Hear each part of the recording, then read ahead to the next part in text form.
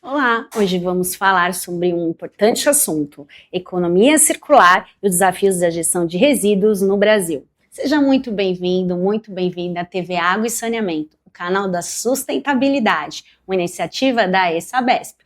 Diálogos da Água está começando!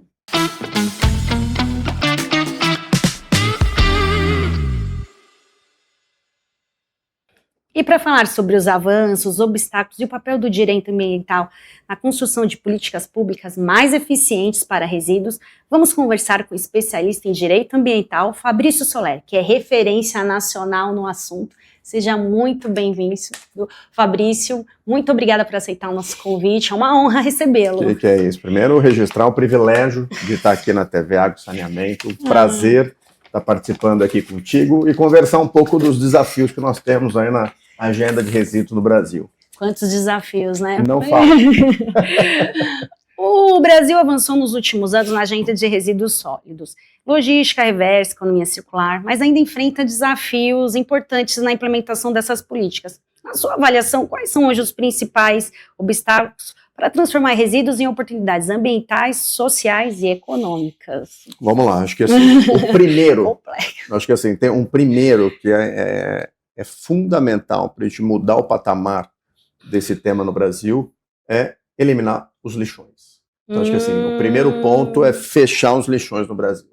Nós temos aproximadamente 5.570 municípios no Brasil, dos quais 2.500 aproximadamente ainda se valem de lixões para a disposição final. Mais de 2.000? Mais de 2.000, aproximadamente 2.500. Então, assim, só para o pessoal que está acompanhando imaginar, são 2.500 municípios que recebem todos os dias os resíduos rejeitos e ao invés de encaminhar para uma disposição adequada, não, vai para uma inadequada, que é o lixão. E com isso, contamina água, contamina solo, compromete a saúde pública. Infelizmente, aqui, esse é o ponto central para a gente avançar na pauta da gestão e gerenciamento de resíduos.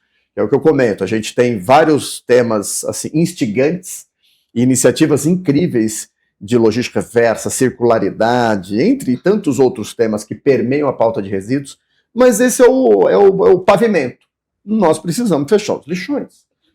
Fechando os lixões, aí nós passamos para a disposição final ambientalmente adequada, que é fundamentalmente aterros sanitários, que são obras de engenharia, licenciados pelos órgãos ambientais competentes. Então tem sistema de controle, tem uma manta de impermeabilização para evitar a contaminação do solo, tem tratamento do chorume, tem captação de gases. Então uma obra de engenharia, conhecido hoje, inclusive temos popularizado o termo ecopark, porque além do aterro sanitário, você começa a ter sistemas de separação e triagem do resíduo, valorização, tratamento do orgânico, geração de energia. Então é um complexo de atividades de valorização de resíduos e esse é o ideal. Então, assim, esse é o passo 1. O segundo, que eu acho que é importante também dentro desse tema, na perspectiva de impulsionar essa pauta, é um tratamento fiscal diferenciado, um tratamento tributário. É inadmissível nós estarmos trabalhando, né, com a valorização do resíduo, né, criando uma nova vida para aquele material que foi descartado, uma embalagem, um produto que o valha, e pensar que ele será tributado de novo, se ele já foi na origem. Sim. Então, assim, é uma coisa tão óbvia, mas a gente tem dificuldade, né, de ter isso institucionalizado no Brasil. Então, de ter uma política fiscal de valorização dos resíduos, de valorização dos materiais, né, secundários ou dos subprodutos, tudo aquilo que já foi originalmente tributado, né, no começo da vida útil desse produto. Sim. Então, talvez esses dois pontos sejam centrais para impulsionar. Lógico que tem tantos outros, que poderia aqui não vale a pena comentar, que é o próprio processo de envolvimento das organizações de catadores e catadoras de materiais recicláveis. Então, nós temos um impacto socioeconômico da agenda de resíduos. Então, o envolvimento das cooperativas, associações de catadoras e catadores é importante dentro desse processo no Brasil, seja sendo contratado para triagem, para coleta seletiva, para algumas dessas atividades. Então, eles também devem estar no bojo das soluções.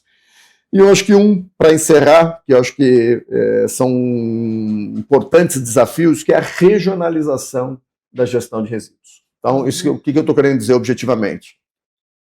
Não é todo município individualmente que vai encontrar sua solução para fechar o lixão.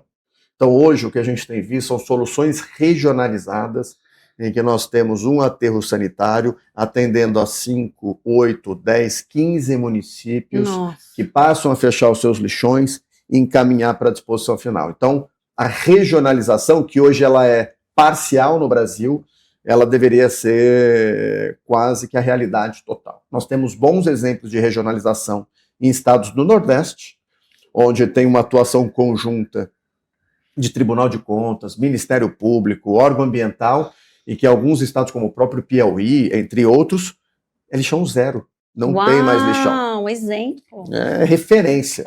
Então, assim, o que muito orgulha, situações que não têm o mesmo nível de desenvolvimento que nós temos em em estados da região sudeste, por exemplo, eles conseguiram, com um trabalho coordenado, né, entre vários órgãos, conseguir implementar uma política pública desafiadora como é a própria política de resíduos. Então, assim, dá para fazer, é possível, e a gente tem visto aí, é um avanço tímido. Se eu pudesse hoje olhar numa perspectiva, né, do que eu já vi, fazendo uma retrospectiva de 2010 para cá, que é o ano da Política Nacional de Resíduos, nós tivemos um avanço, se é que a gente pode chamar de avanço, tímido. Mas as expectativas são boas, especialmente em razão do novo marco de saneamento, né, das gestões que vêm se modernizando. Eu acho que sou um otimista incorrigível. Está engateando, mas tem esperança. Exato, sempre. Com o setor de saneamento pode se integrar de forma mais estratégica a economia circular e contribuir para cidades mais resilientes e sustentáveis. Bom, a economia circular, acho que é um tema que hoje, na verdade, ele não se limita à agenda de resíduos, né? Circularidade é um tema muito mais amplo, ele tem um denominador econômico, né? Então, economia circular, então, é um olhar sob uma perspectiva mais ampla de novos negócios, novos serviços, novas oportunidades. E isso, nós temos há 2 anos já no Brasil uma estratégia nacional de economia circular, com um plano nacional de economia circular, olhando para a valorização dos materiais, extensão da vida útil dos produtos, entre várias frentes. E para fins de município, aqui eu não poderia deixar de comentar, que é um município mineiro, que elaborou uma das primeiras políticas municipais de economia circular e resíduos. Uau! Voltado para coleta seletiva, para valorização do orgânico, redução da geração de resíduos, economia buscando criar clusters ou arranjos produtivos para impulsionar a cadeia local de alguns resíduos de baixa reciclabilidade ou difícil reciclabilidade. Então, assim, tenho visto um engajamento importante dos municípios. É lógico que tudo é um processo, né? Então, a lei é apenas o começo, né? O marco legal é apenas o start de uma política pública que tem boas perspectivas, bons frutos se espera aí dessa organização. Isso no âmbito local. No âmbito estadual, por exemplo, São Paulo tem uma política de resíduos que tem um capítulo dedicado para a economia circular, então mostra isso já há mais de, se não me engano, 10 anos, então mostra que o Estado tem isso no seu DNA. E no âmbito federal, como eu comentei, nós temos uma estratégia, temos um plano, foi criado um Fórum Nacional de Economia Circular, e lembrando, 2025, o Brasil recepcionou o Fórum Mundial de Economia Circular. Então, uma iniciativa incrível. E o setor de saneamento tem um potencial incrível, né? Dentro dos diferentes, olhando, né, na perspectiva tanto de água, esgoto, resíduo, drenagem. Aqui eu falo muito de resíduo, que particularmente é a minha área de atuação, mais vocacionado, mas é uma enormidade que a gente tem aí dentro. Você pensar o reuso de água, está dentro dessa pauta de circularidade. Olha, isso é muito importante. A redução do desperdício, que infelizmente acontece muito em recursos hídricos e resíduos. Então são várias frentes que estão diretamente atreladas com a circularidade, com a economia circular. E o Brasil também, o ano passado, internalizou, nós temos hoje no Brasil 3 normas técnicas de economia circular. Uma trazendo vocabulário, a outra trazendo formas de mensuração e outro modelo de negócio para a economia circular. Então mostra que é um tema que está já, acho que, institucionalizado no país, e o que a gente quer ver são novos negócios voltados para essa pauta da economia circular. E os ecoparques, que eu comentei logo no começo, sem dúvida alguma, é uma dos braços aqui, das linhas importantes de trabalho nessa natureza. Ótimo. Bom, o papo tá bom, mas a gente vai para um intervalo rapidinho e a gente já volta.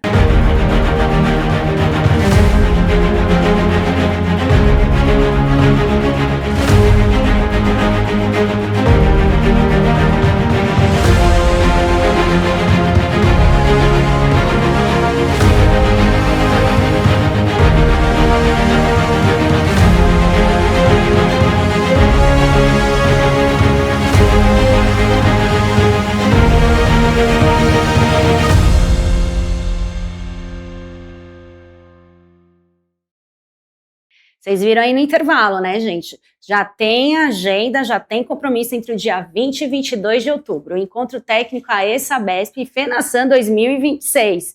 Esse ano mais do que especial, né, gente? A AESABESP está fazendo 40 anos. Imperdível. Eu espero vocês lá. Vamos continuar com o nosso papo, Fabrício. Tá bom? Enquanto informação, viu? Não, assunto convidado não falta. Bom é assim, né, gente? A gente não quer acabar o programa. Qual é o papel do direito ambiental na construção de políticas públicas mais eficientes para resíduos, saneamento e infraestrutura sustentável? Bom, eu vou começar, quando você fala de infraestrutura sustentável, eu vou abordar um tema que é um tema delicado, mas é urgente. Pro resíduo. Talvez água e esgoto mais avançado, resíduo ainda não, drenagem também ainda distante, que é o que nós chamamos de sustentabilidade econômica financeira do serviço. O que significa? Tem um serviço que está sendo prestado, está sendo executado, ofertado para o usuário. No caso, nós estamos falando da coleta, transporte, tratamento, disposição final ambientalmente adequada do resíduo. Sim. Então é um conjunto de atividades, desde a nossa porta, né, até a disposição final ambientalmente adequada. E quando eu estou tratando de sustentabilidade econômica financeira, significa o seguinte: tem um custo esse serviço. E quem tem que custear este serviço é o usuário do serviço. Hoje, lamentavelmente, pensando em números, o Brasil tem lá os seus 5.570 municípios, apenas aí, se eu não estou enganado, 2.000 municípios cobram. Na sua grande maioria na forma de taxa, junto com o IPTU. Então, e sendo que desses 2.000 aproximadamente, 1.800, 2.000 que cobram, apenas 200 têm sustentabilidade econômica financeira. Significa que cobra a despesa equivalente à despesa da coleta, transporte e tratamento do resíduo. Então, nós precisamos urgentemente avançar na implementação dessa política ou dessa sustentabilidade econômica financeira. Seja cobrando tarifa, que é o que é preferencial, de acordo com a norma de referência da ANA, seja por taxa ou tarifa específica, ou cofaturamento com água e esgoto, para que a gente possa assegurar sustentabilidade, recursos para que todos esses serviços sejam executados com qualidade. Qual que é o reflexo da não cobrança? Eu acho que esse é um ponto importante. Para as pessoas entenderem. Que fala taxa, o pessoal fala, já está falando para pagar. Exato. O Fabrício querendo criar mais um imposto. Não é. É bom explicar. Não é, longe disso. Muito pelo contrário, aqui nós estamos... Qual que é o intuito? Ao cobrar do usuário, como a gente paga, por exemplo, pela água, pelo esgoto, iluminação, sistema de dados, telefonia, o resíduo é um serviço público também. E ao não cobrar, o município, quando ele não cobra e ele custeia esse serviço, ele está deixando de investir em segurança pública, saúde, educação, entre outros serviços públicos essenciais e que você não pode cobrar. Não tem a possibilidade da cobrança. Nesse caso, é obrigatória a cobrança. Então, esse é um ponto importante que eu tenho defendido para que a gente possa impulsionar, inclusive, a própria implementação da política pública. Verdade. A gente ficar daqui a pouco discutindo os fins dos lixões de novo, essa era a pauta lá de 2010. Né? Nós já passamos, são 15, 16 anos de implementação de política pública de resíduos. E ainda assim, uma enormidade de municípios com lixões. Então, um dos pontos centrais é esse que o novo marco de saneamento traz. O novo marco de saneamento traz a importância de assegurar a sustentabilidade econômica e financeira. Então, acho que esse é um tema, de novo, é um tema impopular, não é um tema legal, eu sei disso. Mas é um tema que é um pressuposto da política pública. Sim. Sob pena da gente continuar nesse cenário, contaminando o solo, contaminando água, comprometendo a saúde pública, tirando recursos de serviços públicos essenciais que não cabem ou que não têm a cobrança para financiar todo esse sistema, que é caro. E o cidadão é parte central nesse tema, que eu acho que eu não poderia deixar de abordar aqui. O cidadão, ele é determinante. Porque no resíduo em particular tem uma certa conveniência, porque o sistema está funcionando. Se ele coloca o saco na coleta, para a coleta municipal, em poucas horas é coletado. Agora, para onde vai? Quem coleta? Quem transporta? Quem faz a destinação? E os colaboradores, os agentes ambientais envolvidos nesse serviço, os garis, as cooperativas, como é que todo esse ecossistema, né, pode ser mais sustentável? Então, uma das formas é a cobrança, e o consumidor, e o cidadão, a sociedade civil, o gerador do resíduo, ele é fundamental para endereçar, para entender esse tema. Porque, num primeiro momento, é um tema que não é dos mais agradáveis, como você muito bem já colocou, falou, pô, Fabrício, nós vamos discutir... Você acabou de falar... taxa, o pessoal já fala, já é para pagar. Você acabou de me pedir dizer que o tributário é um problema não ter instrumentos. Do outro lado, você fala em cobrar? Pois é, que são coisas distintas. Essa explicação. Não, são coisas autônomas, e essa aqui a gente precisa, até para estabelecer um mecanismo importante que é de comportamento. É o seguinte, você gerou um determinado volume de resíduo, você paga o mínimo. Você gerou mais, você paga o máximo. Então, assim, eu tenho que ter um comportamento dosado pela própria geração. Caso contrário, se você está gerando, vamos imaginar, eu separo os materiais, organizo, ponho para compostagem, ponho reciclar, meu vizinho põe tudo junto e põe para coleta. Nós pagamos o mesmo valor. Exatamente. Quando se paga? Quando se paga o mesmo valor. Está errado.